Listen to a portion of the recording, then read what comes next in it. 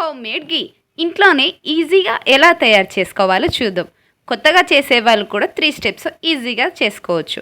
Step 1 వచ్చేసి మనం ముందుగా స్టోర్ చేసుకున్న మీగడని ఒక బౌల్లో తీసుకొని కూల్ వాటర్ని కొద్దిగా యాడ్ చేస్తూ బ్లెండ్ చేస్తూ ఉంటే 5 to 6 మినిట్స్ లోపు వెన్న ఫామ్ అవుతుంది. స్టెప్ 2 అండ్ ఫామ్ అయిన వెన్నని సపరేట్ బౌల్లో తీసుకొని కల్లుప్పు అండ్ వాటర్ యాడ్ చేసి క్లియర్ వాటర్ వచ్చే వరకు వాష్ చేసుకోవాలి. స్టెప్ 3 వచ్చేసి క్లీన్ చేసుకున్న వెన్నని ఇప్పుడు నెయ్యి కోసం సిద్ధం చేయాలి అండ్ పొయ్యి మీద పెట్టేసి మరిగించుకోవాలి. కలుపుతూ ఉండాలి. కరిగించేటప్పుడు స్టవ్ని మీడియం ఫ్లేమ్లోనే పెట్టాలి. అలా అయితేనే మంచి అరోమా వస్తుంది. అండ్ ఈ గోల్డెన్ బ్రౌన్ కలర్ వచ్చిన తర్వాత దాంట్లో తమలపాకులు లేదా మెంతులు మీ టేస్ట్కి తగ్గట్టు ఏదైనా వేసుకోవచ్చు. నెయ్యి గోల్డెన్ కలర్ వచ్చిన తర్వాత స్టవ్ ఆఫ్ చేసుకోవాలి. చూసారా రవ్వగా ఎలా ఫామ్ అయిందో. పిల్లలు కూడా హ్యాపీగా తింటారు.